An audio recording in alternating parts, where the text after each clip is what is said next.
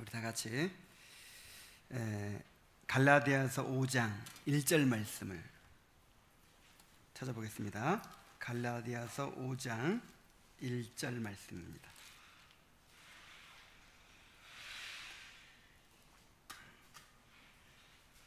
자, 우리 함께 한 목소리를 읽겠습니다. 시작. 그리스도께서 우리로 자유케 하려고 자유를 주셨으니 그러므로 굳세게 서서 다시는 종의 멍에를 매지 말라. 아멘. 자, 오늘 19-1이라고 되어 있죠. 근데 19-1이 아니라 보니까 18-1이에요. 우리 지난주에 18장 그리스도께서 주신 자유, 값주고 사신 자유에 대해서 했는데, 여러분 그 내용 다 기억하십니까? 저는 그 말씀을 이제 이렇게 정리하고 또 설교하고 나서 한 주간 동안 계속 그 말씀이 제 마음을 지배했어요. 그래서 내 안에 있는 여러 가지 문제들도 발견하게 하시고, 또 정말 그 말씀을 어떻게 적용해야 될 것인가를 또 생각나게 하시고, 그러던 어느 날 새벽에 잠이 안 와가지고 일찍 깼어요. 그래서 그 새벽에 제가 이렇게 생각했던 것을 정리를 했습니다. 정리하고 나니까 이걸 한번 전해야겠다, 그런 생각이 들었어요. 그래서 오늘은 이제 그 값주고 사신 자유의 후속편으로 제가 정리한 내용들을, 준비한 내용을 함께 살펴보도록 하겠습니다. 자, 본문은 다문과 같은 사실을 우리에게 보여주죠. 우리는 원래 노예였습니다. 죄의 노예, 사탄의 노예, 사망의 노예였죠. 그런데 그리스도께서 우리를 자유롭게 해 주셨습니다. 자, 그러나 우리는 그 자유를 온전히 누리지 못하고 있다는 사실을 또 암시하죠. 왜냐하면 옛 주인들이 여전히 살아있어요. 아예 그냥 옛 주인들이 없어져 버렸으면 문제가 없는데, 여전히 옛 주인들이 살아서 우리를 다스리려고 하기 때문에 우리가 그 자유를 온전히 누리지 못하고 있어요. 그러므로 우리는 굳세게 서서 다시 종 노릇하기를 거부하고 자유인으로 살고자 힘써야 합니다. 우리가 자유하게 되었다는 것이 어떤 의미인지, 우리가 어떻게 그리스도께서 주신 자유를 누릴 수 있는지 성경을 통해서 함께 살펴보도록 합시다. 자, 먼저 우리가 자유케 되었다는 것이 무엇인지 간단히 살펴보고 넘어가겠습니다. 우리가 자유케 되었다는 것이, 우리가 자유인이 되었다는 것이 무엇을 의미하는지는 두 가지로 살펴볼 수가 있어요. 하나는 이 자유가 무엇으로부터 자유인가, 그리고 또 한 가지는 무엇을 위한 자유인가 하는 것입니다. 자, 먼저 우리가 얻은 자유가 무엇으로부터의 자유입니까? 이건 지난주에도 언급된 내용이기 때문에 간단히 살피고 넘어가겠어요. 첫째로 율법의 정죄로부터의 자유죠. 로마서 8장 1절에 그러므로 이제 그리스도 예수 안에 있는 자에게는 결코 뭐가 없나니? 정죄함이 없나니. 이 정죄한다고 하는 것은 이 법정적 의미로 죄인으로 기소되지 않는다, 그 뜻이에요. 남의 물건을 훔치면 절도죄로 기소되죠. 근데 우리는 율법을 어겨도 죄인으로 기소되질 않아요. 재판에 회부되질 않아요. 정죄를 안 받아요. 자, 그렇게 될 수 있는 이유가 뭐냐면 갈라디아서 3장 13절입니다. 그리스도께서 우리를 위하여 저주를 받은 바 되사 율법의 저주에서 우리를 속량하셨으니 기록된 바 나무에 달린 자마다 저주 아래 있는 자라 하였습니다. 우리가 받아야 될, 율법을 지키지 못해서 받아야 될 모든 저주를 누가 대신 받았어요? 예수님이 다 받으셨기 때문에 이제 우리가 더 이상 그 율법의 저주를 받지 않아도 된다, 이것이죠. 예수님이 율법의 저주를 받아서 죄값을 다 치르셨는데 우리가 또 정죄를 받으면 어떻게 돼요? 하나님의 공의가 어긋나 버려요. 공의 하나님이 그렇게 하실 수는 없어요. 그래서 이제 그리스도를 영접한 사람들은 율법의 정죄로부터 자유로워졌습니다. 두 번째로는 사탄의 권세로부터 자유로워졌습니다. 골로새 1장 13절 같이 읽습니다. 그가 우리를 흑암의 권세에서 건져내사 그의 사랑의 아들의 나라로 옮기셨으니.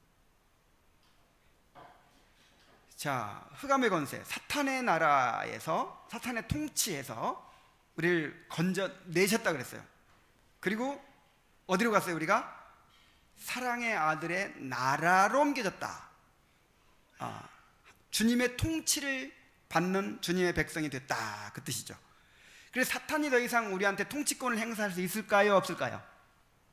없어요. 여기 요한일서 5장 18절에 이렇게 말씀합니다. 하나님께로서 난 자마다 범죄치 아니하는 줄을 우리가 아노라. 하나님께로서 나신 자가 저를 지키심에 악한 자가 저를 어떻게 하지도 못한다? 만지지도 못하느니라. 사탄은 더 이상 우리에게 통치권 행사할 수 없어요. 물론 우리가 사탄의 유혹에 굴복할 때가 있죠. 그건 이제 우리의 잘못이기도 하고, 주님이 힘이 없어서가 아니라 허용하시는 것입니다. 자, 원인은 어디 있다고요? 우리의 잘못이지만 우리를 이제 하나님의 섭리상 그 일을 통해서 더 크게 깨닫게 하시고 우리 죄를 드러내시고 우리를 연단하시기 위해서 성화의 일환으로 그렇게 내어주시는 거죠. 이것은 주님의 통치가 안 미쳐서가 전혀 아니라 이 말이에요. 주님이 허락지 않으시면 우리를 어떻게 하지도 못하느니라? 만지지도 못하느니라. 우리가 철저하게 주님의 통치를 받는 사람들이 됐습니다. 세 번째, 죽음의 세력으로부터 우리는 자유케 됐습니다. 히브리서 2장 14절로 15절 함께 읽습니다. 자녀들은 혈육에 함께 속하였음에 그도 또한 한 모양으로 혈육에 함께 속하심은 사망으로 말미암아 사망의 세력을 잡은 자 곧 마귀를 없이 하시며 또 죽기를 무서워함으로 일생에 매여 종로로 타는 모든 자들을 놓아주려 하심이니. 자, 예수님께서 자, 우리가 왜 죽음을 두려워할까요? 이 죽음이 죄 가운데 죽는 것이기 때문에 두려운 것이죠. 영원한 저주로 죽는 것이기 때문에 두려운 거예요. 근데 그 죽음의 이 저주의 죽음을 예수님께서 대신 죽으셨단 말이에요. 그래서 우리에게는 이제 죽음이 저주가 아닙니다. 어차피 육신을 벗어야 되기 때문에 한번 육체적으로 죽을 뿐이에요. 그래서 그거를 계시록 20장 8절에서 보여주죠. 한번 읽습니다. 시작. 이 첫째 부활에 참여하는 자들은 복이 있고 거룩하도다. 둘째 사망이 그들을 다스리는 권세가 없고 도리어 그들이 하나님과 그리스도의 제사장이 되어 1000년 동안 그리스도로 더불어 왕노릇하리로다. 이 첫째 부활은 거듭나는 걸 말하는 거예요. 영혼이 살아나는 것. 여러분, 첫째 부활 했어요, 안 했어요? 첫째 부활에 참여했죠? 영혼이 거듭났죠? 이 첫째 부활에 참여하는 자들은 둘째 사망이 그들을 해할 권세가 없다. 이 둘째 사망은 이제 영원한 죽음, 지옥에 던져지는 걸 말하는 거예요. 그래서 우리는 죽어도 이게 죄 가운데 죽는 게 아니고 저주가 아니고 지옥 가는 게 아니에요. 죽으면 우리 구원의 완성이에요. 우리 성화의 완성이에요. 죽는 일이 복된 일이에요. 그래서 죽음의 두려움으로부터 해방됐습니다. 자, 그 다음에 이제 오늘 주로 말하려고 하는 것, 네 번째, 죄의 지배로부터 자유로워졌습니다. 로마서 6장 14절입니다. 같이 읽습니다.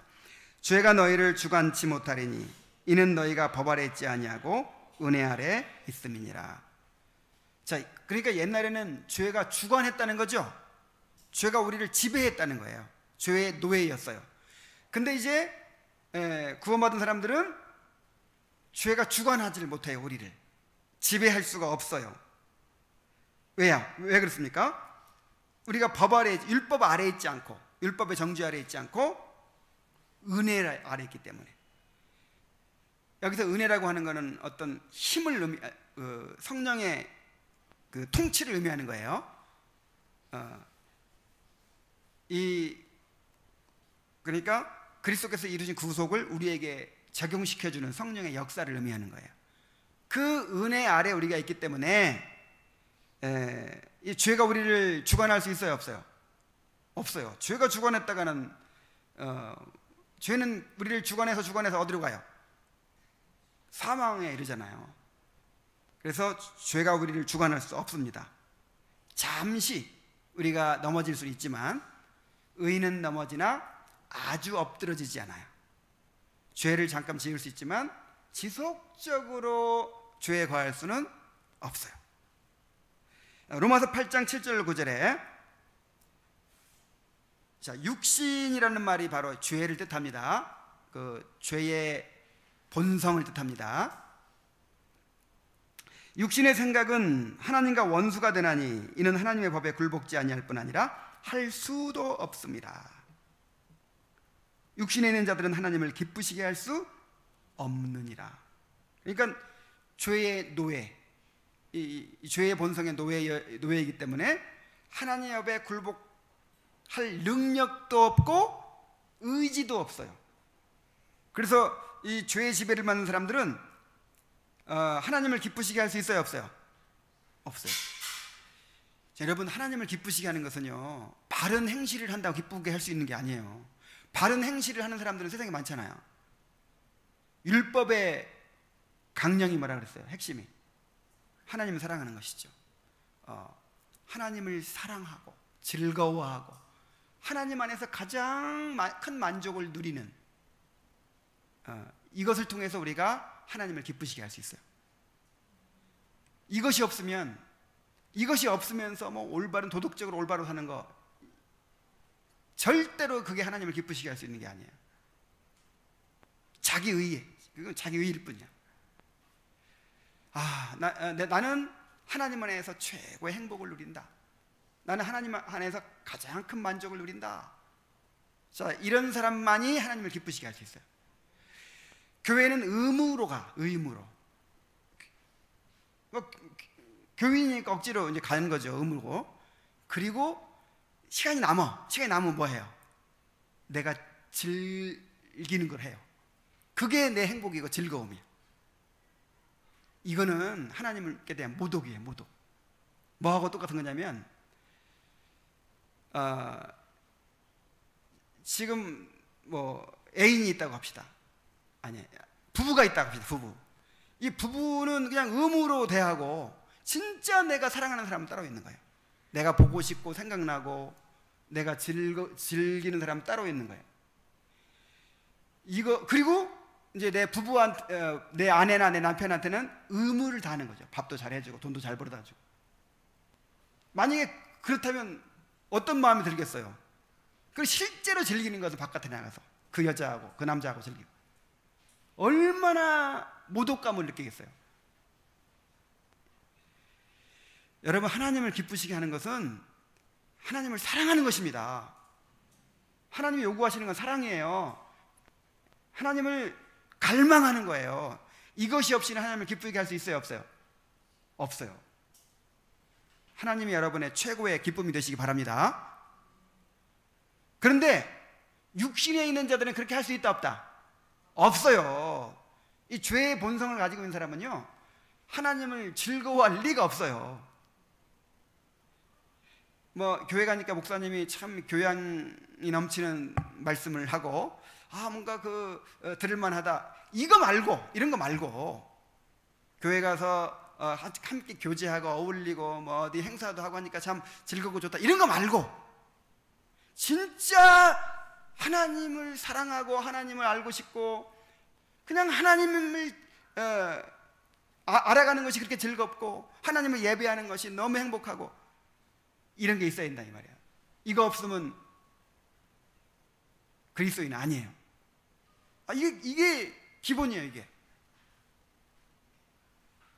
그래서 이 육신에 있는 자들, 이 말이 무슨 말이냐면 죄의 지배를 받는 자들, 그 뜻이에요.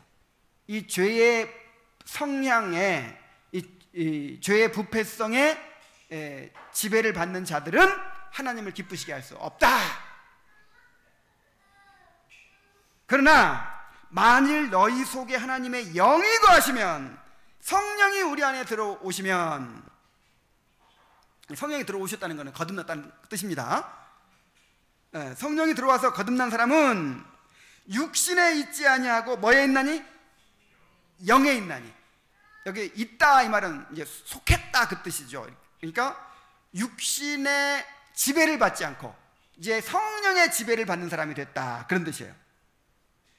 누구든지 그리스도의 영이 없으면 그리스도의 사람이 아니라. 너무 명백하죠? 누구든지 이렇게 그리스도의 성령이 내주하셔서 그 영혼이 거듭나지 않았으면 그리스도인이 아니에요. 아무리 교회를 열심히 다녀도 이런 사람은 그리스도인이 아닙니다. 정말 새로운 본성을 받아서 하나님을 향한 갈망이 있어야 돼. 갈망. 하나님을 사랑하는 마음이 있어야 돼. 이게 참된 그리스도인이에요. 자, 우리가 그리스도 안에 자유를 얻었다는 의미가 무엇입니까? 무엇으로부터 자유예요?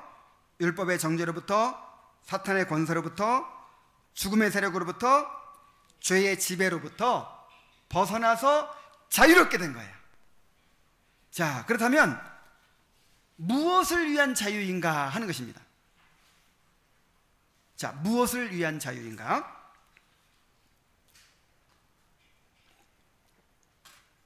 창조의 목적대로 하나님을 영화롭게 하고 그를 즐거워할 수 있는 자유입니다. 로마서 12장 1절을 읽습니다. 그러므로 형제들아, 내가 하나님의 모든 자비하심으로 너희를 권하노니 너희 몸을 하나님이 기뻐하시는 거룩한 산제사로 드리라. 이는 너희가 드릴 영적 예배니라. 자, 로마서 11장까지 1장부터 11장까지는 우리가 어떻게 그리스도의 보혈로 구원을 얻게 되었는지를 얘기했죠. 그리고 나서 그러므로예요. 그러므로. 자, 이렇게 이제 자유하게 된 사람들, 그리스도의 보혈로 죄의 지배로부터, 사탄의 권세로부터 자유케 된 사람들은 어떻게 해야 된다? 그러므로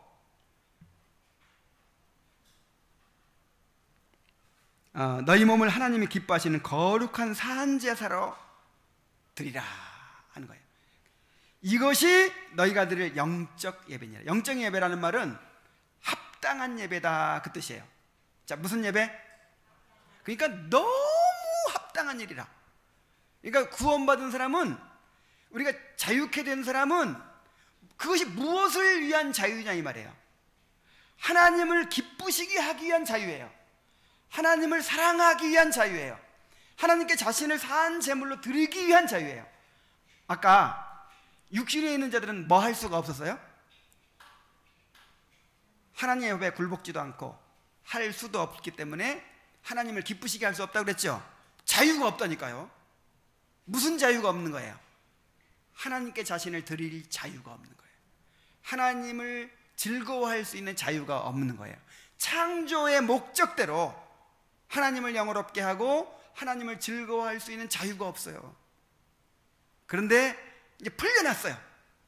풀려나서 자유롭게 되어서 마음껏 자신을 산제물로 하나님께 드리면서 하나님을 기쁘시게 하고 하나님께 영광 돌리고 하나님을 사랑할 수 있는 자유인이 된 거예요. 시편 73편 25절로 28절입니다. 25절로 6절 그리고 28절입니다. 함께 읽죠. 하늘에서는 주 외에 누가 내게 있으리요? 땅에서는 주밖에 사모할 자 없나이다. 자, 하늘이나 땅이나 누구밖에 없어요? 하나님밖에 없어요. 그리고 내 육체와 마음은 쇠잔하나 하나님은 내 마음의 반석이시요 영원한 분깃이시라. 이 분깃이 뭐예요? 나의 목, 그러니까 기업이라는 뜻이에요. 기업. 나의 그 유산 받은 목, 내 몫이라는 뜻이. 내 재산이라는 뜻이에요. 내 재산.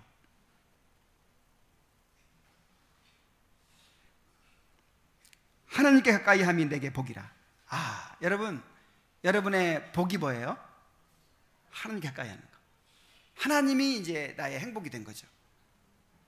내가 주 여호와를 나의 피난한 채로 삼아 주의 모든 행사를 전파하리이다. 자, 이렇게 살 수 있는 자유예요. 자, 두 번째로 의의 종이 되는 자유입니다. 로마서 6장 17절로 18절 또 22절부터 22절을 봅니다. 함께 읽습니다. 하나님께 감사하리로다. 너희가 본래 죄의 종이더니 너희에게 전하여 준 바 교훈의 본을 마음으로 순종하여 죄에게서 해방되어 의에게 종이 되었느니라. 여러분, 우리가 죄의 종에서 벗어난 이유가 무엇입니까? 의의 종이 되라고. 여기서 이제 그 죄의 종이란 말이 좀 이렇게 어감이 안 좋은 말이죠. 근데 그 죄의 종이라는 말과 이렇게 뭡니까? 갑자기 용어가 생각이 안 나.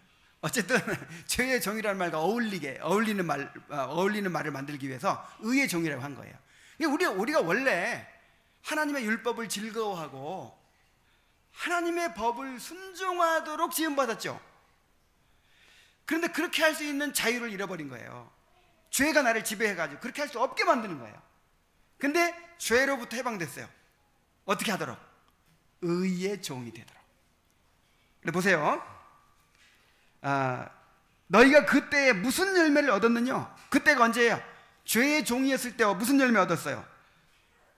이제는 너희가 그 일을 부끄러워하나니 이는 그 마지막이 사망임이라.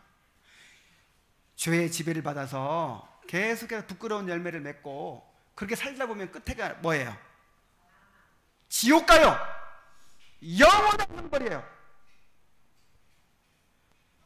죄의 지배를 계속 받고 살면서 나중에 천국 가는 수가 있어요, 없어요? 그런 건 없어요. 그런 거는 하나님께서 난 자마다 죄를 짓지 아니하나니 그랬죠. 이 말이 무슨 말이냐면 지속적으로 죄에 거하지 않는다 이 말이죠.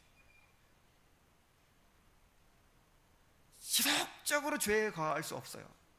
점점점 성화가 되고 점점 죄로부터 벗어나지, 거듭난 사람이 계속 항상 그 모양 그 꼴로 살고 그 모양 그 꼴로 살다가 천국 가는 수는 없다니까요. 그 결과는 뭐예요? 사망이에요. 사망.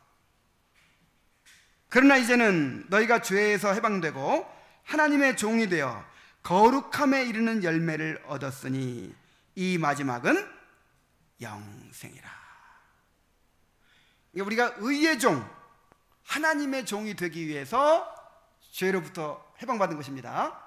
자유케 된 것입니다. 그 다음에 세 번째로 사랑의 종이 되는 자유입니다. 갈라디아서 5장 13절을 읽습니다. 형제들아, 너희가 자유를 위하여 부르심을 입었으나 그러나 그 자유로 육체의 기회를 삼지 말고 오직 사랑으로 서로 종노릇하라 그랬어요. 자, 우리가 무엇을 위해 부르심 받았다고요? 자유를 위해서. 이제 자유인으로 살아라. 이제 노예 생활 그만하고 자유인으로 살아라. 근데 그 자유가 무엇을 위한 자유라고요? 사랑을 위한 자유예요. 이제는 사랑의 종이 되는 자유예요. 그래서 내가 얻은 자유는 이제 나 자신의 만족을 추구하고 나 자신을 위해 살기 위한 자유가 아닙니다. 이거는 죄의 노예 생활이지. 야, 이제 나는 천국 가는 티켓이 있으니까 이제는 내가 뭐 구원의 확신이 있으니까 나는 어떻게 해도 천국 간다. 이제는 그냥 적당히 내 마음대로 살겠다. 이게 자유로운 것 같죠? 다시 죄의 노예가 되는 거예요. 죄의 노예로서의 생활이에요. 우리의 자유는 무엇을 위한 자유라고요? 나를 위해 살지 않고 주님을 위해 사는 자유, 나를 위해 살지 않고 다른 사람의 유익을 위해 사는 자유예요. 사랑의 종이 되기 위해서 우리가 자유함을 얻은 것입니다. 아무 제한이 없이 마음대로 살 수 있는 것이 자유가 아닙니다. 이걸 오해하면 안 돼요. 지금 이 세상이 어떻게 변해가고 있냐면요, 이제 민주화가 계속 발전하고 발전해가지고 이제 모든 억압으로부터 완전히 벗어나는 것을 꿈꾸고 있어요. 예를 들어서 뭐 영국 같은 데서는 뭐 아이들한테 신앙을 가르치지 못한답니다. 이게 인권 탄압이에요. 아무것도 모르는 아이한테 종교를 막 주입시키면 되겠어요, 안 되겠어요?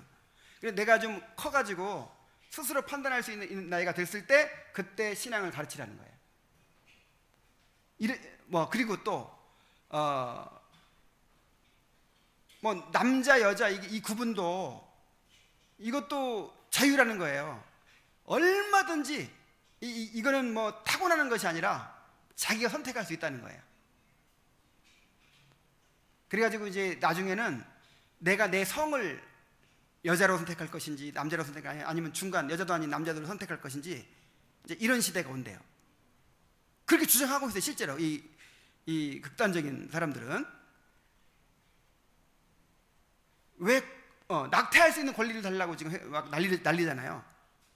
낙태할 수 있는 권리. 그래서 곧 이제 통과돼요. 뭐 동성애 뭐 이런 건 아주 기본적인 거고, 하여간 모든 억압으로부터 벗어나는 거, 이걸 꿈꾸고 있어요. 하나님이 안 계시다면 누가 하나님이에요? 내가 하나님이죠. 그래서 이 시대 이 민주화를 추구하고 그다음에 이 진보 운동하는 사람, 이 진보가, 우리는 너무 보수가 부패했기 때문에 이제 우리는 그 진보 정치인을 지지하고 하지만, 이 진보 사상이라고 하는 것이 인간을 우상화하는 거예요. 인간을 모든 억압으로부터 막 지나치게 인권을 강조하죠. 학교에서 체벌 금지하잖아요.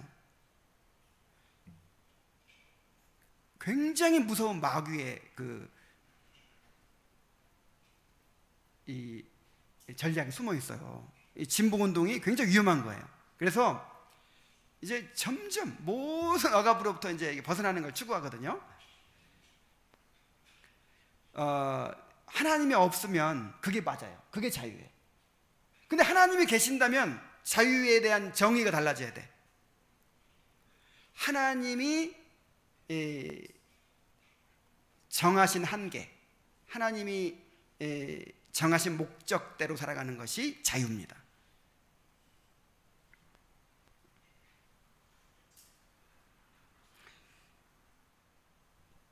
우리에게 주어진 자유는 무엇을 위한 자유예요. 즉 하나님의 창조 목적대로 살 수 있는 자유입니다. 우리는 하나님의 창조 목적대로 살아갈 때 가장 가치 있고 행복한 삶을 살 수 있습니다. 그러나 그 목적을 벗어나면 무의미하고 헛된 삶이 되고 고통과 불행에 빠지게 되고 결국 영원한 사망에 이르게 됩니다. 저 휴전선에 가면 이제 철로가 끊겨 있어요. 그리고 거기에 뭐라고 써져 있냐면 철만은 달리고 싶다, 이렇게 써 있죠. 자, 기차가 달려야 자유죠. 달릴 수 있어야 자유인데 달릴 수 없으니까 지금 자유를 잃어버린 상태죠. 근데 그 기차의 자유는 무엇을 위한 자유예요? 어디로 가는 자유예요? 레일 위를 달리는 자유예요. 근데 왜 내가 계속 레일 위로만 달려야 되나? 아무렇게나 마음껏 그냥 진짜 자유를 얻고 싶다 그래가지고 레일을 벗어났어. 그럼 어떻게 될까요? 기차가 망가지고 더 이상 움직일 수가 없어요. 진짜 자유를 잃어버린 거예요. 우리 자유가 그런 것입니다. 하나님이 정해주신 한계가 있고 하나님이 정해주신 목적이 있어요. 그 길이 하나님께로부터 생명을 공급받고 능력을 공급받는 것이죠. 그래야 우리가 하나님의 목적대로 마음껏 그 레일 위를 달려갈 수 있는 거예요. 근데 내가 왜 하나님에게 복종해 살아야 되지? 하나님 벗어나서 마음대로 살고 싶어. 그래가지고 인간이 타락해버렸죠. 레일을 벗어나 버린 거예요. 그래가지고 엉망진창이 되고 있는 거예요. 전에는 우리가 탈선한 열차처럼 창조된 목적대로 살고 싶어도 죄의 노예가 되어서 그렇게 할 수가 없었습니다. 그런데 그리스도께서 우리를 구속하여 자유케 하여 주셨습니다. 이제는 새로운 본성으로 성령을 힘입어서 얼마든지 그 목적대로 살 수가 있게 되었습니다. 진짜 자유인이 된 것이죠. 자, 그렇다면 어떻게 이 자유를 누릴 것인가?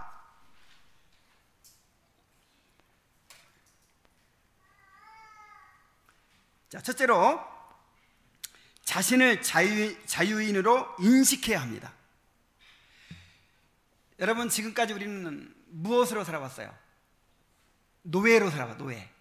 죄의 노예로 살아왔기 때문에 아직도 내 자신이 자유롭지 못한 것처럼 그렇게 느껴요. 그렇게 막 느낌을 줘요. 죄가 내 안에 살아있기 때문에, 마귀가 지금 살아있기 때문에 자꾸만 우리를 사로잡아서 너는 자유롭지 못해, 너는 계속해서 나한테 복종해야 돼, 그렇게 자꾸만 우리에게 이제 이렇게 주입을 시킨단 말이에요. 그래서 우리 스스로 말씀에 비추어서 내가 자유인이 된 것을 인식해야 돼. 나를 자유인으로 여겨야 돼. 성경은 우리가 죄에서 벗어나 자유롭게 되었다고 선언합니다. 로마서 6장 10절로 11절을 같이 읽습니다. 그의 죽으심은 죄에 대하여 단번에 죽으심이요 그의 살으심은 하나님께 대하여 살으심이니 이와 같이 너희도 너희 자신을 죄에 대하여는 죽은 자요 그리스도 예수 안에서 하나님을 대하여는 산 자로 여길지어다. 예수를 믿는다는 것은 예수님과 연합하는 것입니다. 그리고 예수님께 일어났던 일이 나한테 그대로 일어난다는 것을 믿는 사람들이에요. 자, 예수님이 십자가에서 거의 죽을 뻔하다가 다시 살아나셨나요? 아니면 완전히 죽으셨나요? 완전히 죽으셨어요. 그래서 우리도 그때 그리스도 안에서 완전히 죽어버린 거예요.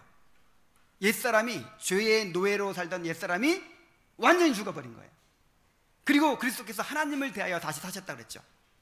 우리도 하나님을 대하여 다시 살아났어요. 그래서 그리스도를 바라보면서 그렇게 믿어야 돼요. 나는 죄에 대하여 죽었고 이제는 하나님에 대하여 살았다. 느낌상으로는 그렇게 안 느껴지죠. 아직도 여전히 죄인이고 아직도 여전히 부족함이 많고 그렇기 때문에 그것이 잘 안 느껴질 수도 있어요. 그러나 그렇게 여겨야 돼요. 나는 죄에 대하여 죽었다. 죽었다는 말은 이제 끊어졌다는 뜻이거든요. 죄가 더 이상 나를 지배할 수 있어요, 없어요? 없어요. 그리고 하나님에 대해서는 살아있어요. 이걸 이렇게 이해하면 쉬워요. 죄와 연결된 전기선이 있었고 하나님과 연결된 전기선이 있었어요. 이렇게. 근데 우리가 전에는 하나님과 연결된 선은 끊어졌어. 전류가 끊어졌어. 그러니까 통하는 게 없어요. 그죠? 뭐 은혜도 없고 능력도 올 수가 없어요. 생명력도 올 수가 없어요. 그리고 죄가 나를 지배하는 거야. 죄가. 근데 이게 반대로 바뀐 거예요. 죄에 대한 어떻게 됐고? 끊어져 버리고 대신 하나님과의 전기가 이어졌어요. 그래서 더 이상 죄가 나를 지배할 수 없고 이제는 하나님의 은혜가 우리를 지배합니다. 그래서 이와 같이 너희도 너희 자신을 죄에 대하여는 죽은 자요 그리스도 예수 안에서 하나님을 대하여는 산 자로 어떻게 할지어다? 여길지어다. 그렇게 간주하고 살아야 돼요. 그렇게 간주하고 살아야 돼요. 앞으로 먼 훗날 내가 성화가 많이 되면 그렇게 될 것이다. 그게 아니라 지금 예수 믿어야 안 믿어요? 그럼 예수 믿으면 지금 내가 죄에 죽었고 하나님에 대해서 살아있다. 이렇게 믿으세요. 그리고 여기세요. 로마서 14장 7절 9절 읽습니다. 우리 중에 누구든지 자기를 위하여 사는 자가 없고 자기를 위하여 죽는 자도 없도다. 우리가 살아도 주를 위하여 살고 죽어도 주를 위하여 죽나니 그러므로 사나 죽으나 우리가 주의 것이로라. 이를 위하여 그리스도께서 죽었다가 다시 살으셨으니 곧 죽은 자와 산 자의 주가 되려 하심이니라. 자, 나는 이제 어떤 사람이 됐어요? 살아도 주를 위하여 살고 죽어도 주를 위하여 죽는 사람이 됐어요. 에이, 나 같은 사람이 어떻게 바울이나 아니면 목사님이나 그런 사람들이 그렇게 사는 거지. 나는 그냥 나를 위해 살다가 그냥 교회나 가서 좀 이렇게 예배나 드리고 그러다가 절대 그렇게 생각하지 마세요. 바울만이 아니라 나도 살아도 주를 위하여 살고 죽어도 주를 위하여 죽는 사람이에요. 자신을 그렇게 여기세요. 나 같은 사람이 무슨 그렇게 생각하면 안 된다니까요. 자, 살아도 주를 위하여 살고 죽어도 주를 위하여 죽는다는 말은 그 밖에 모든 것이 다 포함하는 거예요. 먹어도 주를 위하여 먹고, 놀아도 주를 위하여 놀고, 직장 일을 해도 주를 위하여 하고, 사람을 만나 주를 위하여 만나고. 그렇게 생각하세요. 내 교회 가는 날은 아니고 오늘은 내가 친구 만나서 막 수다 떠는 날이니까 이거는 주님과 상관없어. 그렇게 생각하면 안 된다니까. 내가 사나 죽으나 누구의 것이에요? 주의 것이에요. 오늘 친구 만나러 가면서도 주님을 위하여 친구 만난다, 그러고 가세요. 밥을 먹어도 주님을 위하여 먹고, 주님을 위하지 않는 것은 아무것도 없어요. 나는 주님의 것이니까. 히브리서 8장 10절 또 있습니다. 또 주께서 가라사대 그날 후에 내가 이스라엘 집으로 세울 언약이 이것이니 내 법을 저희 생각에 두고 저희 마음에 이것을 기록하리라. 나는 저희에게 하나님이 되고 저희는 내게 백성이 되리라. 하나님께서 우리 마음에 율법을 기록해 주신 거예요. 넣어 주신 거예요. 주님을 사랑하는 마음, 주님을 즐거워하는 마음을 넣어 주신 거예요. 그래서 진짜 하나님의 백성이 된 거예요. 에베소 2장 10절. 자, 같이 읽는 거예요. 같이. 자, 시작. 우리는 그의 만드신 바라 그리스도 예수 안에서 선한 일을 위하여 지으심을 받은 자니 이 일은 하나님이 전에 예비하사 우리로 그 가운데서 행하게 하려 하심이라. 자, 우리는 그의 뭐 하신 바라? 하나님의 작품이라, 그 뜻이에요. 우리는 하나님의 작품, 새로 만들어버렸어. 우리를 무엇을 위해서? 그리스도 예수 안에서 선한 일을 위하여 우리를 만들었어요. 그래서 우리를 새로운 피조물이라고 하잖아요. 자, 우리는 새로운 피조물이 되었습니다. 우리는 그리스도와 연합한 사람들입니다. 우리에게는 새로운 본성이 주어졌습니다. 우리에게는 성령께서 계십니다. 그래서 이것을 심지어 뭐라고 표현하냐면 근본적 성화 또는 결정적 성화, 이렇게 표현합니다. 성화에 두 가지가 있는 거 아시죠? 이 근본적 성화가 있고 그 다음에 점진적 성화가 있어요. 이미 예수 믿는 사람들은 근본적 성화가 이루어진 사람들이에요.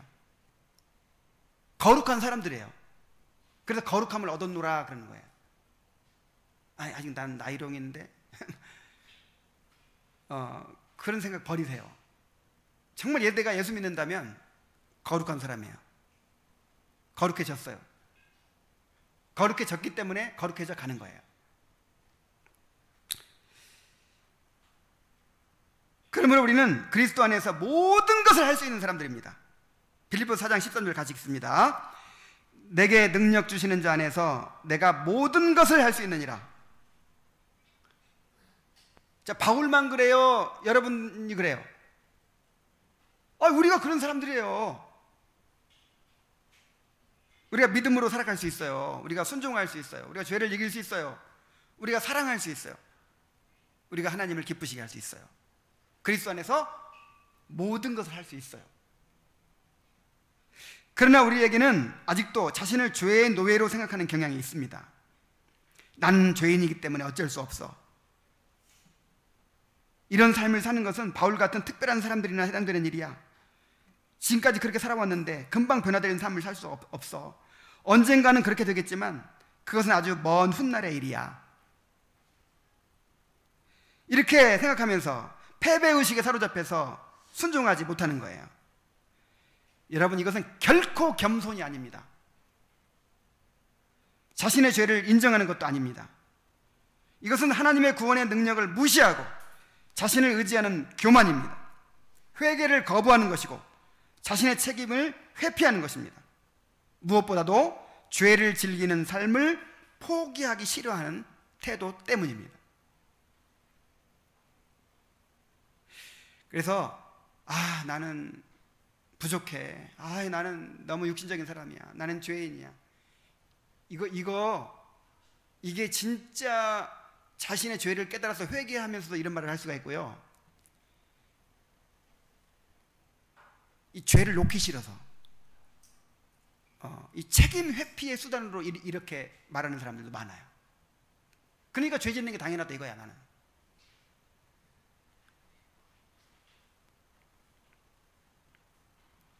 아우구스티누스가 오랜 고뇌 끝에 회심했죠. 근데 그 회심의 과정 속에서 그렇게 하나님께 기도했어요. 하나님 아버지, 자, 근데 회심이 왜 그렇게 늦어졌는 줄 아세요? 정욕을 포기하지 못해서. 지금 어떤 여자하고 이렇게 함께 살고 있는데 이제 보내야 되잖아요. 근데 그거를 포기하지 못해가지고, 내가 예수님 받아들이면 이렇게 포기해야 되잖아요. 근데 그걸 못해가지고 그렇게 오랫동안 고뇌하면서도 회심을 하지 못했어요. 그래서 하나님께 기도합니다. 하나님, 내가 이 정욕에서 벗어나게 해주시옵소서. 내가 어서 빨리 이 죄를 벗어버리고 주님을 영접하게 해주시옵소서. 그러면서 하나님이 빨리 응답해 주실까 봐 두려웠대요. 그래서 기도는 괴롭죠. 죄는 괴로우니까. 죄가 주는 즐거움도 있지만 죄책감이 있잖아요. 죄책감. 양심이 상처를 입고 피 흘리잖아요. 그래서 내가 이런 생활을 청산해야 되는데 이걸 알아요. 근데 지금은 아니야. 기도하면서도 한편으로 하나님, 그런데 지금은 아닙니다. 어서 빨리 나를 구원해 주옵소서. 근데 지금은 아닙니다. 이게 마음에 깔려 있는 거예요. 그러던 어느 날 로마서 13장 13절 말씀이 강하게 부딪혀 왔어요. 낮에와 같이 단정히 행하고 방탕과 술 취하지 말며 음란과 호색하지 말며 쟁투와 시기하지 말고 오직 주 예수 그리스도로 옷 입고 정욕을 위하여 육신의 일을 도모하지 말라. 이 말씀이 강하게 부딪혀 오면서 이제 죄를 포기하고 그리스도를 영접했습니다. 그때 회심이 이루어졌어요. 나는 할 수 없어. 나는 안 돼. 여러분, 그런데 그거 자체가 여러분의 선택이라는 걸 알아야 돼요. 내가 이렇게 선택하고 있는 거예요. 지금 죄의 길을 일부러 선택하고 있는 거예요. 죄를 즐기는 삶을 포기하지 않으려고 하는 거예요.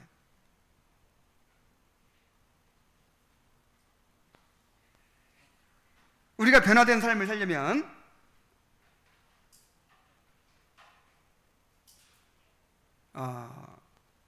우리 자신이 변화된 사람들임을 인식하는 것이 중요합니다. 자, 여러분, 이게 굉장히 중요한 거예요. 그래서 성경에서 강조하는 거죠. 죄에 대한 죽은 자요, 그리스도 예수 안에서 하나님을 대하여 사한 자로 어떻게 하라? 여기라. 이번에가 아니죠. 작년 한 6개월 됐나요? 6개월은 넘었나? 그 박항서 감독이 베트남 가가지고 국민 영웅이 됐잖아요.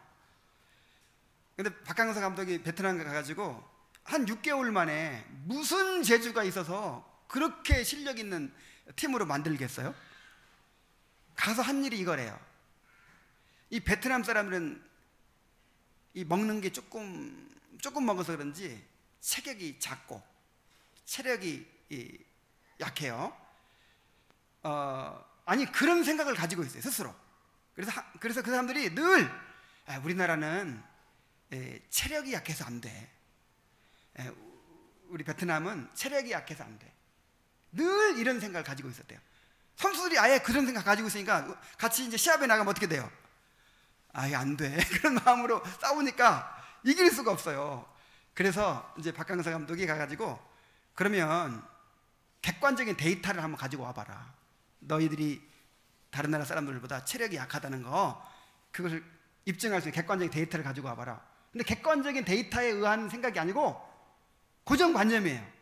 우리는 체력이 약해서 안 돼. 근데 그걸 바꿔줬대요. 그걸. 절대로 너희 체력이 약하지 않다. 자신감을 심어준 거예요. 근데 이게 우리나라도 똑같아요. 그 2002년 월드컵 이전에는 우리는 아시아에서는 그래도 조금 하지만 절대로 이 축구 강국들한테는 안 된다는, 그냥 실력도 없지만은 기가 죽어버렸대요. 그냥 그 우리 전 세대는. 근데 축구팀뿐 아니라 우리나라 사람이 다 그래요. 그 워낙 그 일제 치하에서 그렇게 살았고, 그 다음에 독재 정권하에서 눌려 살았고 해가지고 자신감이 없어요. 그래서 항상 어릴 때 학교 가도 늘 그런 말을 들어요. 조선 사람들은 안 돼. 뭐 이런 얘기 있죠. 늘 그런 얘기만 듣고 살았어요. 그리고 항상 뭐 일본은 어떻다, 미국은 어떻다. 근데 세대가 바뀌었어요. 세대가 바뀌어가지고 이제 좀 잘 먹고 잘 사는 게 된 상태에서 태어난 사람들이 이제 이렇게 성인들이 됐죠. 이 사람들은 기가 안 죽어요. 박지성, 이영표 이런 사람들은 그래가지고 실력도 물론 실력이죠.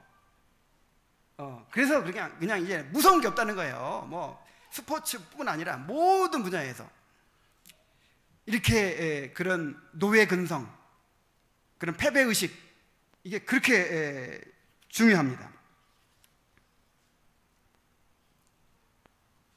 우리 안에는 새로운 본성이 있음을, 성령께 내주와 계심을 우리가 믿고 내게 능력 주시는 자 안에서 내가 모든 것을 할 수 있다고 우리가 인식을 해야 됩니다. 두 번째로, 죄가 자신을 다스리지 못하게 해야 합니다. 자, 내가 이제 죄의 지배에서 벗어났으니까 어떻게 해야 돼요? 죄가 다스리려고 하면 어떻게 해야 돼요? 이제 거부해야죠. 옛날에는 노예니까 어쩔 수 없어. 근데 이제는 내가 그거를 거부할 수 있어요. 갈라디아서 5장 1절을 읽습니다. 그리스도께서 우리로 자유케 하려고 자유를 주셨으니 그러므로 굳세게 서서 다시는 종의 멍에를 매지 말라. 자, 로마서 6장 12절 13절 시작. 그러므로 너희는 죄로 너희 죽을 몸에 왕노릇하지 못하게 하고 몸의 사역을 순종하지 말고, 또한 너희 죄를 불의의 병기로 주에게 드리지 말고 오직 너희 자신을 죽은 자 가운데서 다시 산 자같이 하나님께 드리며 너희 지체를 의의 병기로 하나님께 드리라. 자, 죄가 너희 죽을 몸에 뭐 하지 못하게 하라? 왕노릇하지 못하게 하라, 다스리지 못하게 하라 이 말이에요. 어떤 사람이 노예 생활하는데 너무 학대를 받으니까 그 사람을 이제 사서 구해줬어요. 그런데 옛날 주인이 찾아가지고 너 이리 와, 밭에 가서 일해, 그런단 말이에요. 그럼 어떻게 해야 돼요? 늘 노예로 살아왔기 때문에 아이고 알았어요 하면서 똑같이 일한다고요. 이게 실제로 미국에서 노예 해방 선언이 있고 난 다음에도 이런 일이 오래 지속됐대요. 모든 노예가 자유다 해서 이제 자유롭게 됐지만, 법적으로 자유롭게 됐지만 그 자유를 이제 행사할 줄을 모르는 거예요. 지금 우리가 그런 상태에 있어요. 죄로부터 자유롭게 됐는데도 불구하고 여전히 나는 할 수 없어 이러고 있어요. 로마서 8장 12절 13절을 또 읽습니다. 시작. 그러므로 형제들아, 우리가 빚진 자로 돼 육신에게 져서 육신대로 살 것이 아니니라. 너희가 육신대로 살면 반드시 죽을 것이로되 영으로서 몸의 행실을 죽이면 살리니. 여러분, 우리 사람은요 근본적으로 빚진 자입니다. 이 말이 무슨 말이냐면 독립적으로 살 수 있는 존재가 아니라는 거예요. 누군가에게 순종하도록 돼 있어요. 누군가에게 순종하도록 지음받았어요. 이걸 이제 빚진 자로 표현한 거예요. 빚진 자. 누구에게인가 빚진 자야. 근데 누구에게 빚진 자예요? 하나님께 빚진 자죠. 근데 이제 죄에게 팔려가지고 죄의 빚진 자로 살았잖아요. 그래서 우리가 빚진 자지만 이제는 누구한테 빚진 자가 아니다? 육신에게 빚진 자가 아니다. 그러니까 육신에게 져서 육신대로 살 것이 아니다. 너희만 육신대로 살면 반드시 죽을 것이로되 영으로서 몸의 행실을 죽이면 살 것이다. 이제는 적극적으로 죄를 죽이는 삶을 살아야 돼요. 여러분, 죄를 죽이라는 말은요 우리의 책임을 말해주는 거예요. 나는 부족해, 어쩔 수 없어. 이게 내 선택이에요, 선택. 내가 죄의 노예 생활을 하기로 한 선택이에요. 내가 죄를 죽일 수 있어요. 영으로서 몸의 행실을 죽여야 돼요. 우리를 지배하던 죄가 여전히 우리 안에 존재하며 우리를 다스리려고 합니다. 그전에는 노예였기 때문에 어쩔 수 없었지만 이제는 자유인이 되었기 때문에 이제는 우리의 책임이란 말이에요. 이제는 죄가 우리를 다스리지 못하게 해야 됩니다. 죄를 죽여야 됩니다. 우리 안에 있는 노예의 근성을 극복해야 돼요. 뭐가 있어요? 노예의 근성이 있어요. 자, 노예의 근성이 뭐죠? 자, 노예는 자유가 없어요. 다시 말해서 선택할 수가 없어요. 그리고 선택하지도 않으니까 책임도 없어요. 언제나 나는 어쩔 수 없다고 생각하고 굴종합니다. 이와 같이 노예의 근성을 가진 사람은 항상 자신의 부족함을 탓하고 환경과 조건을 탓합니다. 자신이 주도적으로 선택하고 책임을 지려고 하기보다 불평하고 원망하고 책임을 전가합니다. 해야 할 일을 자원하여 기쁨으로 행하는 대신 늘 마지못해 차가운 의무감으로 행합니다. 이런 사람은 결코 변화를 기대할 수 없습니다. 그래서 그 사람의 말을 들어보면 안 돼요. 앞으로 변화될 것인가 안 될 것인가. 벌써 그 말 속에 책임감이 없어요. 내가 선택해서 내가 결정하는 게 없어. 환경이 이래서 안 되고, 내가 이렇게 부족해서 안 되고, 누구 때문에 안 되고, 어쩔 수 없다, 뭐 이렇게 한탄하고, 이 사람은 절대 변할 수 없어요. 절대로. 왜 그렇죠? 그 변화할 수 있는 그 조건이 누구한테 있어요? 나한테 있는 게 아니라 밖에 있잖아요. 환경에 있고 다른 사람에게 있고.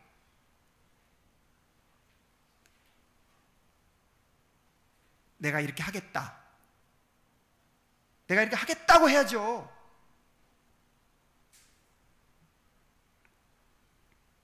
광야 이스라엘 백성들이 그래서 실패했어요. 그들은 애굽의 노예 생활에서 벗어나서 하나님의 백성들이 되었음에도 불구하고 여전히 노예 근성을 버리지 못했습니다. 그들은 언약 백성으로서의 책임감을 갖지 못했어요. 하나님의 백성으로서 가나안 땅을 정복하고 하나님 나라를 세우겠다는 의지를 갖지 못했습니다. 끊임없이 불평하고 원망하고 책임을 전가했어요. 그러다가 결국 가나안 땅에 들어가지 못하고 말았습니다. 이러한 노예 근성을 버려야 됩니다. 이제 자신을 자유인으로 인식하고 스스로 선택하고 책임을 져야 됩니다. 우리 혼자 생각을 하든지 아니면 뭐 교제를 하든지 간에 나는 이래서 안 돼. 나는 이래서 어려워.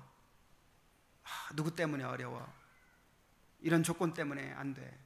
이런 환경 때문에 안 돼. 자, 이렇게 한탄으로 끝나는 거는 정말 이거는 이게 노예예요, 노예. 나는 노예입니다. 노예로 살겠습니다, 이거예요. 여러분, 막 고민을 하더라도요, 결론이 나는 고민을 하세요. 나 그래서 내가 이렇게 하겠다. 인내하겠다라든지, 아니면, 이것에 대해서 기도하겠다라든지, 아니면, 뭘 어떻게 한 걸음 내딛겠다고 하든지, 좀 결론이 나는 고민을 해야 돼요. 우리가 모여서 교제를 해도 절대 그런 교제하면 안 돼요. 신세 한탄하고 그냥 이래서 어려워. 그러다 이제 끝나면 그냥 모든 사람들이, 그 모임에 있는 사람들이 다 그냥 완전히 처져가지고 그냥 코가 석자나 빠져가지고 돌아가. 사랑과 선행을 격려하라고 했지. 성경에서는요, 성경의 격려는 그래 얼마나 힘들겠냐, 아이고 안 됐다, 이런 격려는 하나도 없어요. 죽도록 충성하라. 의인은 믿음으로 말미암아 살리라. 뒤로 물러가지 말라. 끝까지 견디는 자는 구원을 받으리라. 이런 격려지. 그래서 뭐 어려운 거 들어주고 그것도 한두 번이지. 그게 도움이 안 돼요. 도움이 맨날 그래가지고 그게 도움이 돼요? 본인도 안 되고. 그래서 절대로 정말 내 말을 바꾸세요. 물론 하나님께 털어놓죠.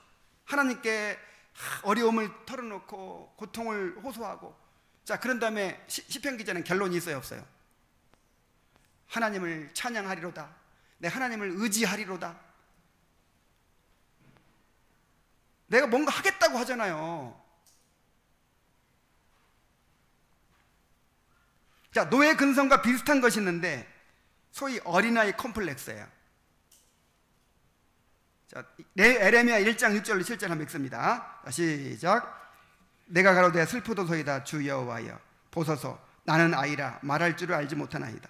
여호와께서 내게 이르시되 너는 아이라 하지 말고 내가 너를 누구에게든지 보내며 너는 가며 내가 내게 무엇을 명하든지 너는 말할지니라. 자, 지금 에레미야가 나는 작은 아이라 말할 줄을 알지 못하나이다. 이거 겸손 아닙니다. 이거 겸손이 아니에요. 이거는 하나님의 능력에 대한 불신이고 책임 회피고 이건 불순종이에요. 그래서 하나님께 책망하시잖아요. 아이라고 하지 말아라. 뭐라고 하지 말아라? 아이라고 하지 말아라. 내가 너한테 어디를 보내든지 너는 가야 돼. 책임감을 가지고 가야 돼. 무엇을 명하든지 너는 해야 돼. 왜냐하면 내가 함께 할 거니까.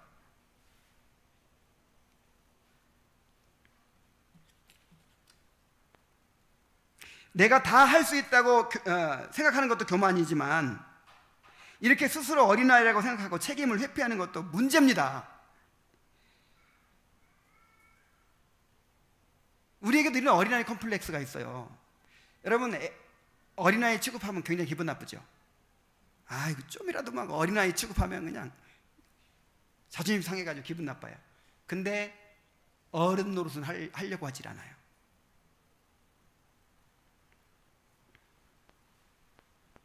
어떤 일에 책임을 지려고 하지 않고 주도적으로 섬기려고 하지 않는다 이 말이에요. 난 누구한테 마음을 털어놓고 다 의논하고 이렇게 그럴 수 있는 사람이 있으면 좋겠다 그렇게 생각하죠. 내가 그렇게 다른 사람에게 해주려고는 하진 않아요. 자, 이런 어린아이 컴플렉스를 버려야 됩니다. 하나님께서 우리에게 명령하시는 것은 그렇게 할 수 있는 은혜를 전제로 하고 있어요. 어린아이의 태도를 버리고 나는 부족해요. 나는 할 수 없어요. 나는 아직 안 돼요. 자, 이런 말 하지 마세요. 하나님 말씀에 순종하세요. 내게 능력 주시는 자 안에서 내가 모든 것을 할 수 있어요. 자, 가장 중요한 부분이 남았는데 시간이 많이 갔지만 계속하겠습니다. 이게 중요하기 때문에. 자, 이제 이 결정적으로 중요한 거, 자유인으로 행해야 됩니다. 주님 우리에게 이렇게 말씀하셨습니다. 마태복음 6장 9절 10절 같이 읽습니다. 그러므로 너희는 이렇게 기도하라. 하늘에 계신 우리 아버지여, 이름이 거룩히 여김을 받으시오며 나라의 임하옵시며 뜻이 하늘에서 이룬 것 같이 땅에서도 이루어지이다. 여러분, 지금 이렇게 기도하고 있습니까? 예배 끝날 때 주기도문으로 끝나는 거 말고 실제로 아버지의 이름이 거룩히 여김 받기로 원합니다. 어서 빨리 주님의 나라가 임하게 해주시옵소서. 또 주님의 뜻이 이 교회에 이루어지게 해주시옵소서. 정말 이것을 간절히 구하고 있어요? 자, 왜 못 구하냐면, 만약에 안 구하고 있다면, 이것이 중심 기도가 아니라면 뭐 때문이냐면 내가 그런 깜이 안 된다고 생각하기 때문이에요. 이거는 수준 높은 바울이나 어디 정말 그런 이기적이지 않은 그런 사람이나 하지, 나 같은 사람이 어울리질 않아 나한테. 그래서 안 하는 거예요. 그래서. 근데 이런 기도는 누가 하는 거예요? 아주 수준 높은 사람이 하는 거예요? 내가 하는 거예요? 지금 당장 여러분들한테 하라고 주신 기도예요. 단지 기도만이 아니라 그걸 실제로 구하며 살라고요. 항상 어느 자리에 가서든지 나를 벗어버리고 주님의 유익을 구하고 주님의 영광을 구하고 주님의 나라를 구하고 주님의 뜻을 구하고, 실제로 그렇게 하라고요. 자, 또 로마서 10장 30절. 이게 고린도 전서네요. 그죠? 고린도 전서 10장 31절. 자, 시작. 그런즉 너희가 먹든지 마시든지 무엇을 하든지 다 하나님의 영광을 위하여 하라.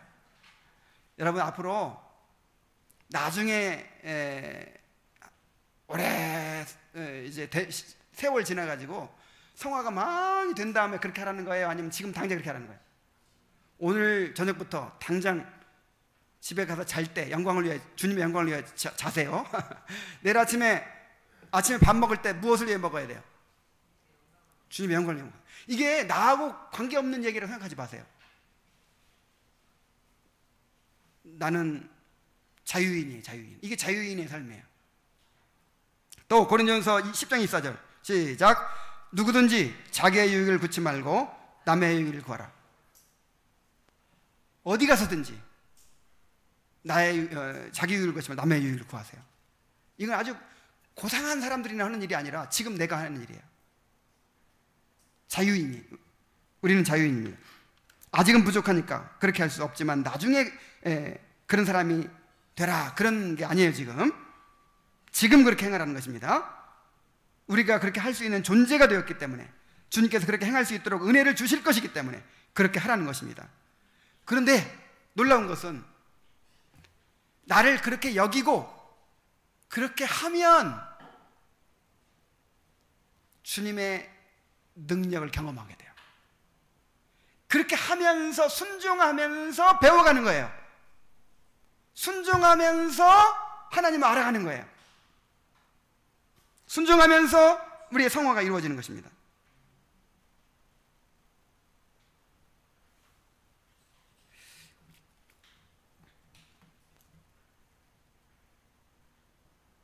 제가 오늘 올렸던 글을 한번 읽어드릴게요.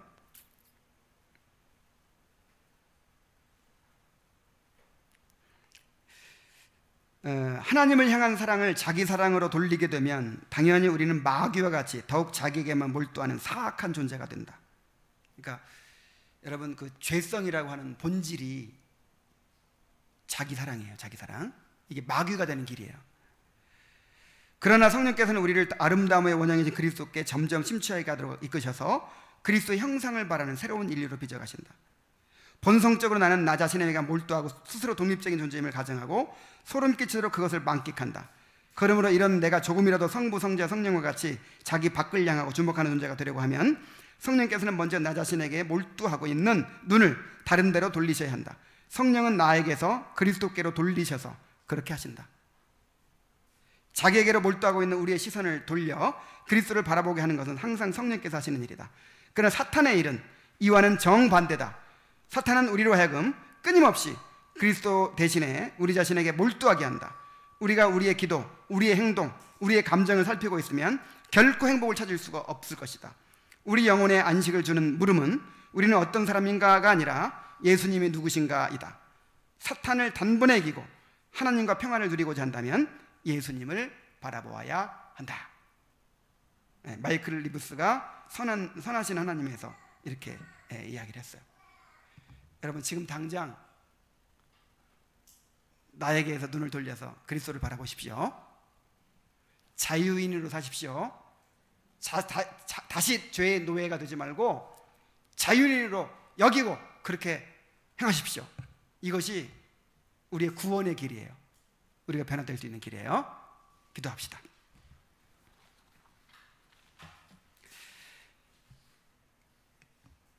하나님 아버지, 우리가 죄의 노예였고 율법의 정죄 아래 있었고 사탄의 노예였고 사망의 노예였습니다.